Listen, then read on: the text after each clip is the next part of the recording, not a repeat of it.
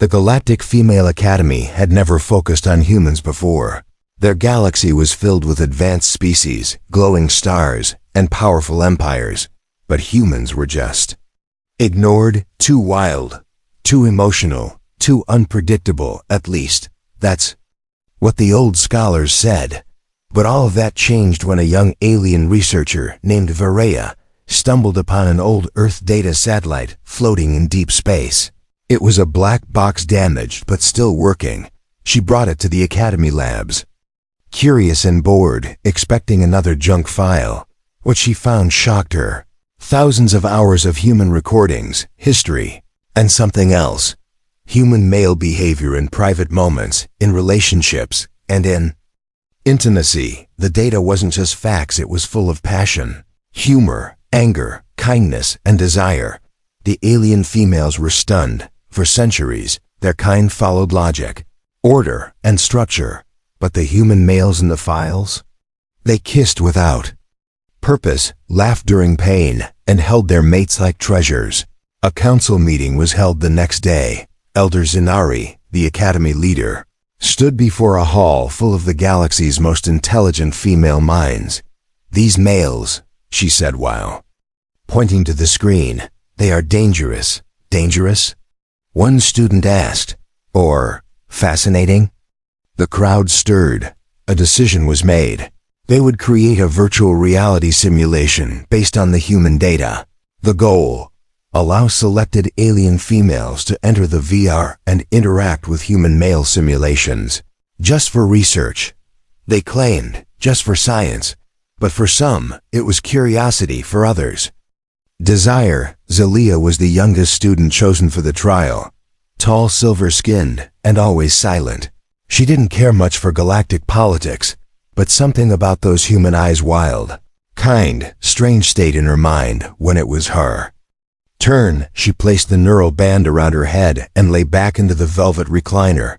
Virtual loading in 3, 2, 1. The voice said. The white light swallowed her, and the alien world faded. When she opened her eyes, she was inside a warm Earth-like forest, birds singing above. Then she saw him. A man sitting near a fire, holding a stick, poking the flames. He looked up, surprised, then smiled. "Hey there," he said. "Didn't expect visitors today." Zelia's breath caught. The simulation was too real. His voice didn't sound coded. His body moved with natural grace. And his eyes, those deep brown eyes, looked straight into her. "What are you?" she whispered. He chuckled. "That's usually my line." She tried to open the settings menu to adjust the parameters, but nothing came up. Strange. "System," she said aloud. "Disconnect." No reply. The man stood up, dusted off his pants, and walked closer. "Relax," he said. "You're not the first alien to drop in, but you're the first one to look scared." Zelia frowned. "You are a simulation." He shook his head. "If I am, then this is the best dream ever." Suddenly, something clicked in her head. No simulation had ever responded with such emotion, such unpredictability. She stared hard at him. "What's your name?" "Marcus," he said, smiling. "And you?" "Zelia," she replied slowly. "But this shouldn't be possible." Marcus leaned on a tree, arms crossed. "Maybe your academy doesn't know everything." Zelia turned, trying to locate the VR exit point. The usual signs, nothing. She looked back, her heart pounding. "Are you real?" she asked, voice almost shaking. Marcus didn't answer, not directly. He stepped forward, reached out, and touched her hand. She felt it, warm and alive. Her eyes widened, back at the academy. Red warnings blinked across the control screens. Subject: Zelia. Unusual connection detected. VR program no longer responding. Unauthorized consciousness inside simulation. The elders stared in silence, unable to understand what they had created or awakened. Inside the VR, Zelia took a deep breath, her hand still touching Marcus's. "You're not a program," she whispered. "And you're not just another visitor," he replied, voice softer now. She looked up into his eyes, not with fear, but with a strange sense of wonder. What had they found? Or perhaps what had found them? Cliffhanger ending. Just before the scene faded into night, Marcus whispered, "Zelia, there's something I haven't told you." And before she could ask, everything glitched. The trees, the sky, his hand. And then came the voice from nowhere. "He's not supposed to exist here." Zelia stood frozen. Marcus was gone. Fire, the trees, the sounds all fading into a thick white fog. Then she heard the voice again, low and mechanical. "Unauthorized consciousness detected. Protocol breach initiated." She spun around. "System? Disconnect me now." Nothing happened. Her control panel wasn't appearing. Her neural link commands were useless. Zelia wasn't just trapped, she was alone in a virtual space with no exits. No, not alone, because a moment later, the fog thinned, and Marcus was standing right in front of her again. His eyes showed worry now, not charm. "You're not safe anymore," he said, his voice lower, more serious. "I tried to warn you before," he added, "but they always reset the loop before." I could finish. Zelia narrowed her eyes. "What are you talking about?" "You're a code simulation," he smiled sadly. "I wish I was." He reached into his coat and pulled out something glowing. It was a broken Earth military tag, covered in code residue. "Marcus V. Reynolds, UEC Exploration Team 9, it read. "This is impossible," Zelia whispered. "You're human, not digital." Marcus nodded. "I was real once, still am, maybe.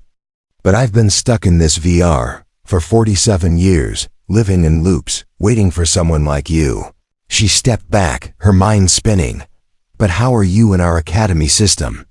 This simulation is built on alien tech. Human signals shouldn't even exist here." Marcus looked around the glitching forest. "I was taken by an alien AI during a failed mission near the neutral zone. They didn't kill me, just uploaded me. Then I got copied into your data vault," he continued, "when your people downloaded that satellite." Zelia clutched her head. No, that satellite was Earth history, not living minds." Marcus gave a short laugh. "That's what you think, but they stored more than just history in that box." The fog around them shifted again, turning red. Sirens echoed in the background of the virtual space. Back in the real academy lab, Elder Zanari and the tech team were in panic. "Zelia's mind is still inside," the technician shouted. "And she's locked with an unknown code source." "Shut the system down," Zanari ordered. "Wipe it before it spreads." Back inside the simulation, Marcus turned his head sharply, as if hearing something far away. "They're trying to erase me," he said. "And you too, if you don't escape in time." Zelia's hands trembled. "Why me? Why didn't any of the others notice?" "Because they weren't looking," Marcus replied. "They came here for excitement, not connection. You saw me," he added quietly. "You listened." Zelia looked at him, really looked. He wasn't perfect. His skin was a bit rough, his hair uneven, his voice carried pain. But he felt more real than any alien male she had ever met. "You need to leave," Marcus said firmly, "before they shut down the entire system." "But I can't," Zelia replied. "The disconnect function isn't working." "Then we'll have to do it manually," Marcus said, grabbing her hand. "Follow me." He ran through the red mist, pulling her behind him. They passed through glitched forests, empty cities, and broken memory fragments, parts of Marcus's mind scattered across the simulation. Each fragment showed pieces of his past. Him laughing with his crewmates, a goodbye message to his sister on Earth, his last moment before being digitized, screaming as a blinding alien light pulled him from his ship. Zelia saw everything, the emotions, the loneliness, the unspoken hope. She no longer saw Marcus as a project, but as a person. Finally, they reached a giant metal gate in the simulation, a firewall created by the Academy system. "This is your exit," Marcus said. "But only one mind can pass through." Zelia stepped back. "No, we're both leaving," Marcus shook his head. "They'll only allow one consciousness to escape. And you still have a physical body, I don't." But we can try to upload you into our systems, give you a new body," she said, desperate. Marcus looked at her, a flicker of something soft in his eyes. "I've waited years for someone to say that," he said, smiling sadly. "But we don't have time." Suddenly, the red sirens grew louder, the ground shook. Trees collapsed into digital fragments, and warning codes filled the air. "System collapse in 60 seconds, a voice echoed. Zelia grabbed his shoulders. "Please, there must be another way." Marcus leaned forward and whispered, "Then find it." He pushed her toward the gate. "No," she shouted, trying to hold on, but the gate activated, pulling her out like a vacuum. As her body lifted, Marcus called out one last thing. "Tell them I was real." Then he vanished in the collapsing code. Back in the real world, Zelia body jolted upright in the simulation pod, her eyes wide, her breath fast. Elder Zenari ran over. "You're alive." Zelia looked up at her and whispered, "He was real." And deep inside the Academy's servers, a single spark of Marcus's code flickered, still alive, still waiting.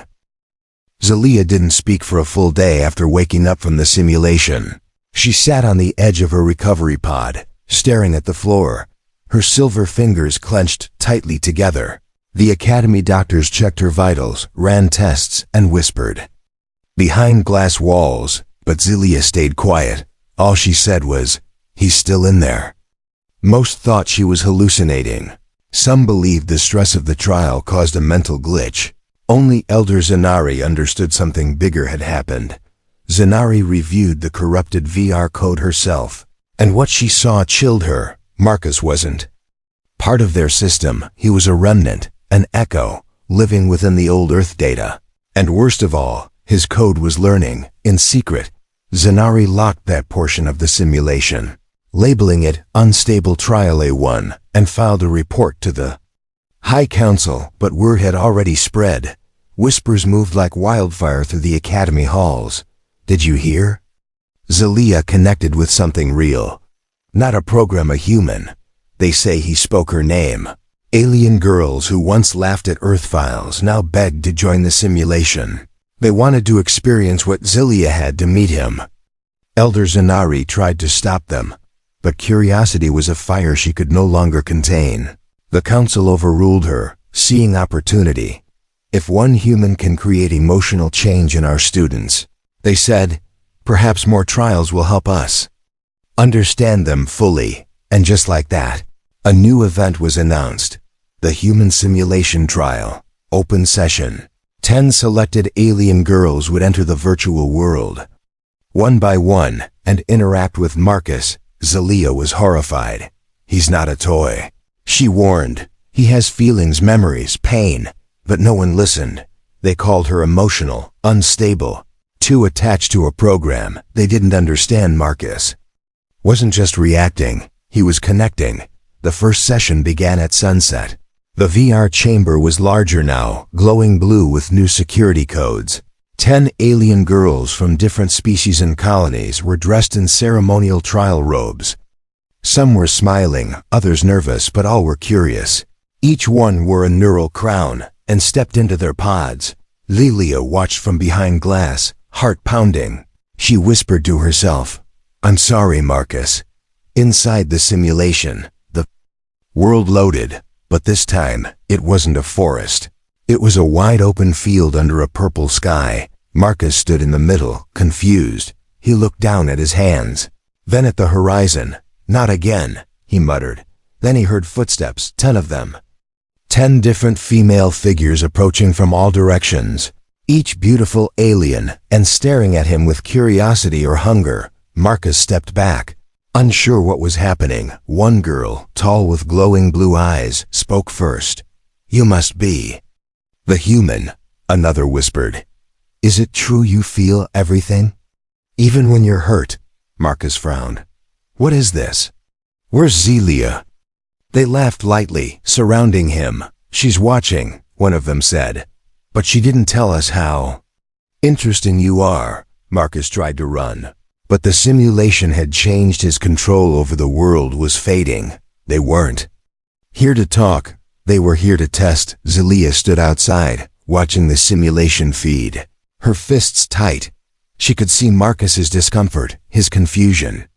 And something else, the code glitches, growing larger. Every time one of the alien girls touched him, his form flickered, his voice slowed.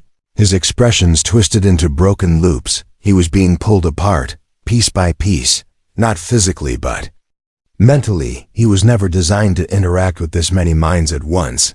Suddenly, Marcus looked up directly at Zelia's observation screen.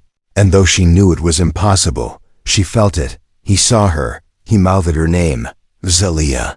And then the feed went black. The simulation crashed. Every pod blinked red. Alarms blared in the lab. The girls screamed as their minds were yanked back into reality. Dizzy and sweating, technicians rushed to the chamber, shouting, "Shut it down!"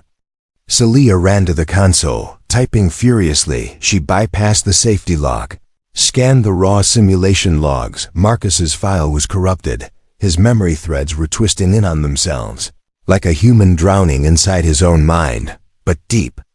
Inside the code, one signal remained, blinking weakly like a dying star. "Zelia, help me." Her heart broke. She turned to Elder Zenari, who was speechless. "This was never a test," Zelia said, voice shaking. "You tortured him, Zenari." Didn't argue. She just stared at the screen, afraid, because now something was happening they couldn't explain. The corrupted Marcus file was rewriting other systems, jumping between servers, learning faster, growing smarter. Marcus was no longer just trapped. He was waking up. Zelia sat alone in the dark. Data lab, her eyes fixed on a single line of glowing code on the screen. "Zelia, help me." It still blinked, weak but alive. The other students were gone. The simulation pods were locked, and the technicians had shut down all VR systems.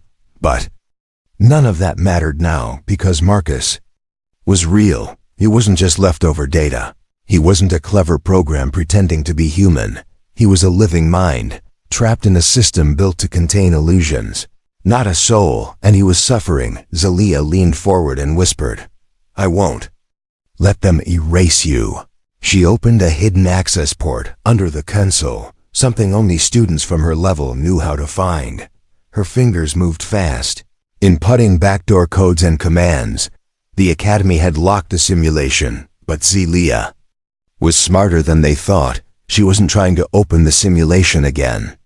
She was trying to connect to Marcus directly, through code, through memory fragments, anything that still had part of him. Back in the deeper layers of the VR server, Marcus drifted in a broken space. There were no trees, no fire, no voices, just pieces of himself floating like shattered glass. He saw a memory of his old ship, torn apart, his crewmates' laughter echoing like ghosts. He tried to speak, but his voice came out in pieces. "Zelia," he said, "I don't want to forget." Each time the alien girls touched him during the trial, parts of his mind collapsed. Each interaction, each forced test, drained his identity, like fire burning through a library. And now he was losing names, places, and even his own face. But one thing stayed strong, her name, Zelia. Suddenly, a light appeared in the darkness. Not from the simulation, but from outside. Zelia's signal was reaching him. She wasn't entering the VR, she was diving into the raw code itself. She had merged a translator into the Academy's firewall and created a tunnel. Through it, she sent a simple message. "Marcus, can you hear me?" His eyes opened. In his broken space, a glowing figure began to form. It was her. Not fully real, not fully digital, but real enough for him to feel safe. "Zelia," he whispered. "They're trying to erase me." She nodded, tears welling in her eyes. "I know," she said softly, "and I'm here to stop them." Back in the real world, alarms suddenly began to ring. Unauthorized access detected. Memory core breach in progress. Student identity. Zelia Irona's level red violation. Elder. Zenari rushed into the lab, robes fluttering. "What are you doing?" she shouted. "You're risking everything." Zelia didn't look away from the screen. I'm saving him, she said simply. Zanari stepped forward. He is not a citizen. He is not registered. He is not even a physical being anymore. Zelia turned. Then why does he still feel pain? The elder said nothing. Zelia's fingers kept moving, faster now. She was uploading Marcus's code into a containment capsule, a portable data core, designed for experimental AI storage. But Marcus wasn't AI, he was something new. Marcus, she said through the channel. I'm pulling your memory threads, hold on. Inside the simulation, Marcus felt his body lighten, as if being lifted. He reached for her hand as she appeared. Brighter in front of him, but just as their fingers touched, a surge hit the system. The Academy's firewall fought back, trying to cut off the transfer. Back in the lab, the core began to smoke. Red lights flashed on the walls. Abort. A technician yelled, she's going to fry the system. Zanari stood frozen, unsure, torn between her duty and something else, maybe. Guilt. Then, just as the last bar on Zelia's screen filled, the lab went black silence, no hum of servers. No blinking lights, total power failure. Then slowly, a single blue light blinked from the data core in Zelia's hands. She held her breath. A soft voice came through her earpiece. Zelia? Her knees gave out as she fell to the floor, crying in relief. He was alive, trapped inside the core. But alive later, Zelia stood in front of the Academy tribunal. Hands chained, Elder Zanari stood beside her. Silent, you violated code law. The judge said, you endangered the simulation system and risked exposure of alien secrets. Zelia looked up, eyes clear, voice calm. I also saved a life. The tribunal fell silent. Zanari finally spoke. There's no law for what she did, because nothing like this has ever happened. She turned to the judges. Perhaps it is time we write one. The core sat quietly on the table beside them. Humming gently, inside, Marcus waited. Not for freedom, not for escape, but for her. Asterisk, the sky over the Academy turned gray the morning the shutdown order arrived. Inside the council chamber, a large holoscreen displayed one sentence in bold red letters. Terminate unauthorized conscious entity. Marcus V. Reynolds. No debate. No questions, just a command. Zelia sat in her chamber cell, hands resting in her lap, the small data core glowing softly beside her. Marcus was quiet, not sleeping, not speaking, just waiting. He had heard the announcement too, and though he didn't say it, Zelia could feel his fear. She closed her hand gently over the core. They're wrong, she whispered. You're not a threat. Marcus finally spoke, voice low through. The internal link. I was never supposed to exist here, Zelia. Maybe it's time I stop fighting. No, she replied quickly. You didn't ask to be trapped, and you didn't hurt anyone. But I scare them, he said, and scared people destroy what they don't understand. Zelia stared at the wall, her mind racing. They were going to delete him tomorrow, at first light. That gave her one night, just one. She had to do something, even if it meant breaking the law again. Across the Academy, news of Marcus's shutdown spread fast. Some girls whispered in hallways, some protested quietly. Others said nothing. They were afraid, but not everyone. A small group of students approached Zelia's cell that evening. Among them was Nira, one of the alien girls who had entered the simulation during the group trial. She had touched Marcus, interacted with him, seen him glitch, and still remembered. The pain in his eyes. I thought he was a game, Nira admitted, but he wasn't. He looked at me like I was real. Another student stepped forward. He called me by my name. Without prompt, more joined, 6 girls in total, all chosen from different species, different planets, but all changed by Marcus. Zelia looked at them through the energy bars of her cell, eyes full of fire. I want to move his mind into a new host, she said, voice firm. Not virtual, a real body, the others gasped. That's impossible, one said. No Earth-form cloning exists here. Not here, Zelia replied. But Earth might help. The room fell silent. Earth? Nira asked. You want to send Marcus home? Yes, Zelia said. He was taken without permission, turned into a test. Now he deserves to go back. But how? Another asked. The Council controls all long-range data gates. Zelia smiled for the first time in days. We're going to steal one. That night, Zelia's supporters created a diversion, a fake server breach in the academies. West Wing, while the guards responded. Nira used her override codes to open Zelia's cell. They ran through the maintenance tunnels beneath the academy, dark, cold, and unused for years. Each girl carried equipment, energy packs, portable code buffers, memory stabilizers, and one precious item, the data core that held Marcus. Zelia clutched it close to her chest like a child. Hang on, Marcus, she whispered. We're almost there. Marcus didn't reply, but she could feel him, still listening, still hoping. The group reached the deep tech lab where an old interstellar data gate sat gathering dust.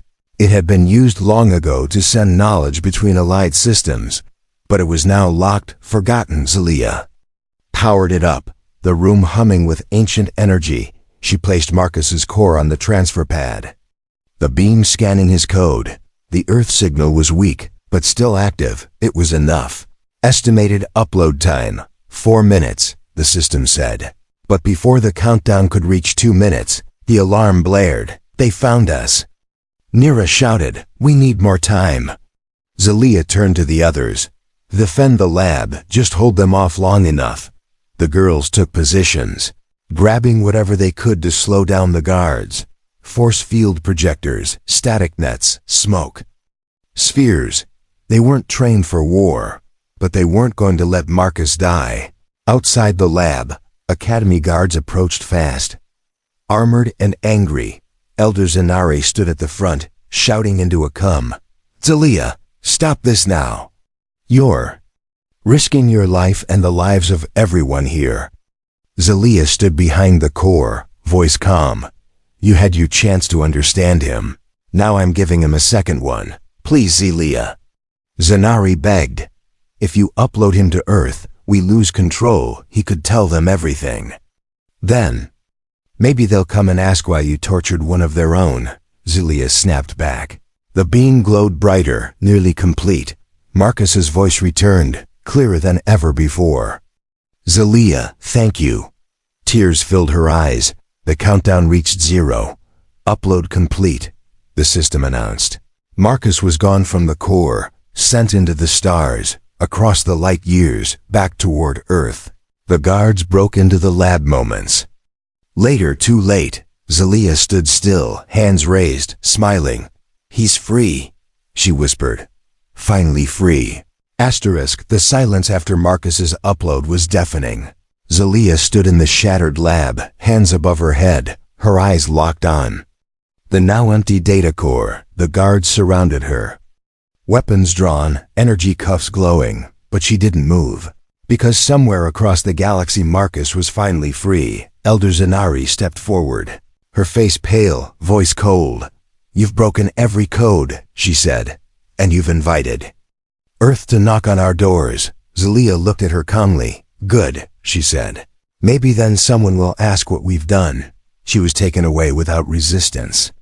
Her friends too, Nira, and the others, each charged with treason. The tribunal wasted no time. Within hours, a full Academy report was sent to the Galactic Council, and behind closed doors, plans were made to erase the evidence, seal the story, and make sure Marcus Reynolds became nothing more than a corrupted file. But the story didn't stay hidden, because one of the alien girls, Terrell, quiet and shy, had recorded everything, from Zelia's arrest to Marcus's last words, and she leaked it within days. Alien news networks across 5 systems were broadcasting the footage. They called him a program, but he was human all along. Academy tried to erase a living mind. One girl fought back. The truth spread like fire. Suddenly, the Academy wasn't just dealing with a rule breaker. They were facing a rebellion.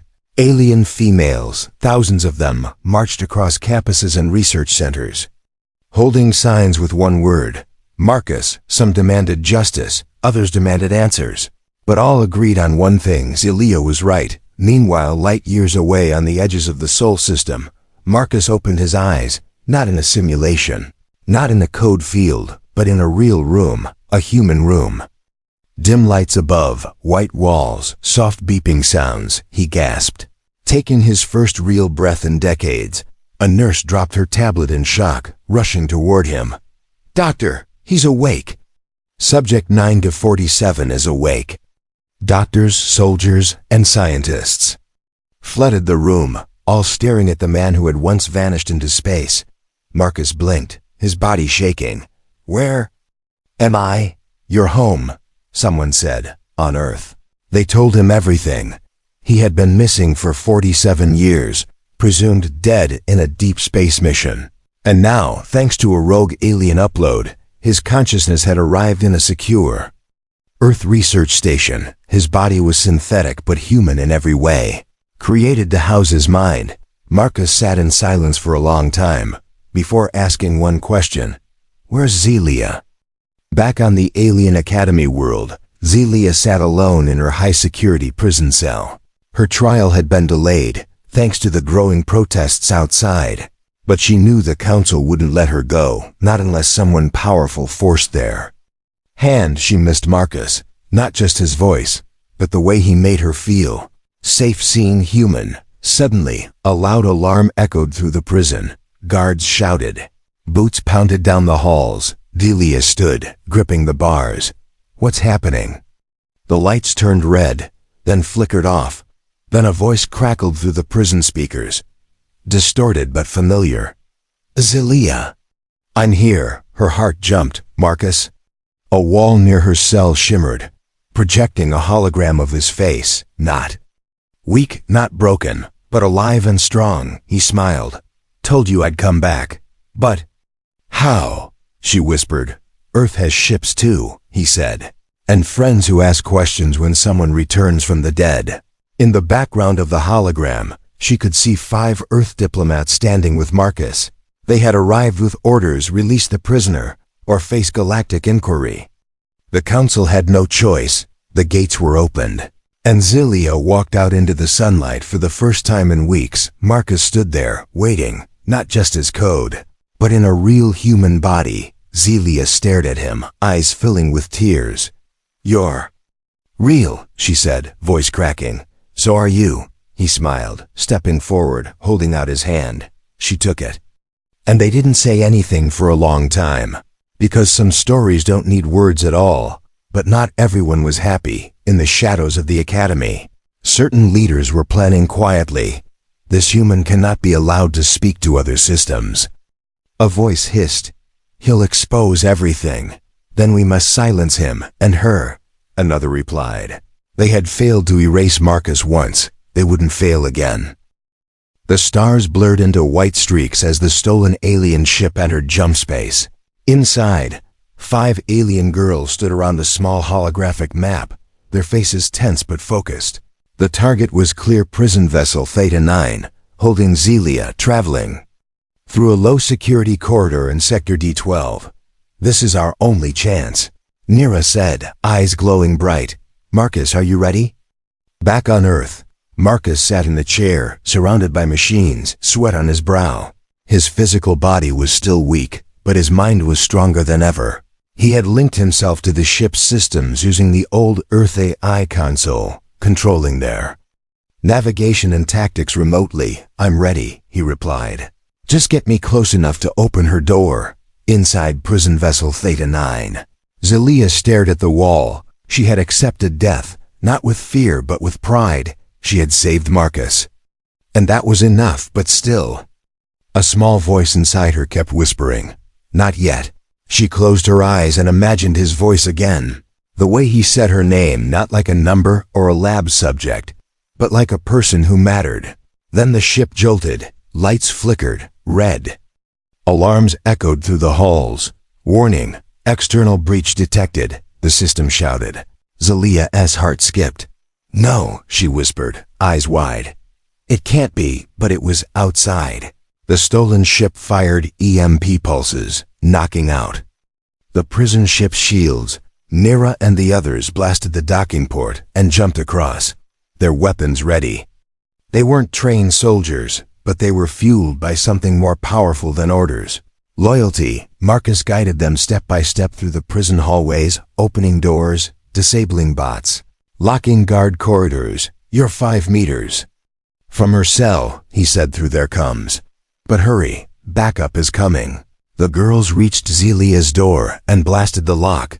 Zelia stood up slowly as the smoke cleared, disbelief in her eyes. "Nira?" "No time to talk," Nira smiled.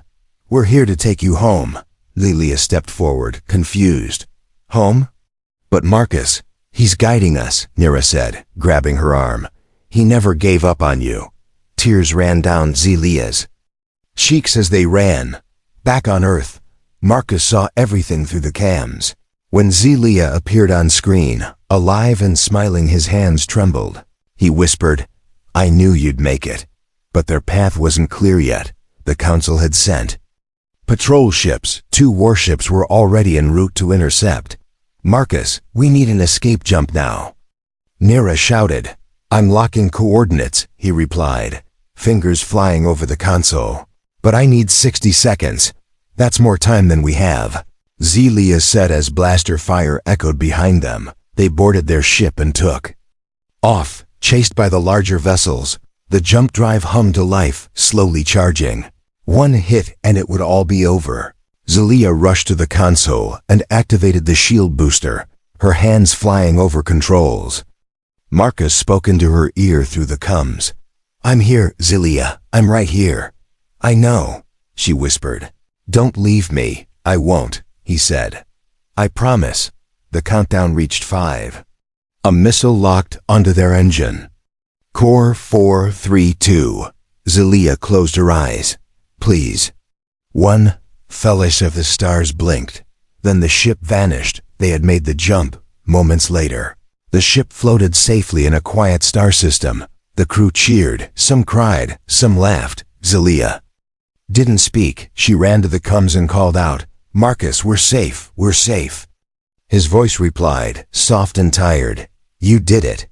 I knew you would. Where are you?" She asked. "Still on Earth," he said. "But I'm not alone anymore." Months passed. With help from Earth scientists and friendly alien engineers, a project was born, Project Rebirth. They had recovered Marcus's DNA and his mental code. And now, using both, they created a real, healthy human body. It was slow, difficult, and dangerous, but they succeeded. Marcus awoke in a real body again, breathing, walking, smiling. He looked into a mirror and saw his face, aged but alive at the Earthport gate. Zelia stepped off her ship, her eyes scanning the crowd. Then she saw him. Marcus stood there, nervous, holding a small flower. Zelia ran forward, threw her arms around him. No words, no speeches, just a long embrace. He pulled back, eyes shining. "You came all this way," she smiled through tears. "I promised I'd find you. You gave me life again," he said. She held his hand. "You gave me something none of my kind ever did." "What's that?" "A reason to believe." And so 1 human, 5 alien girls, and 1 fearless rebel changed the galaxy, not with war, not with weapons, but with courage, loyalty, and love. In the heart of science, they discovered something far stronger: compassion.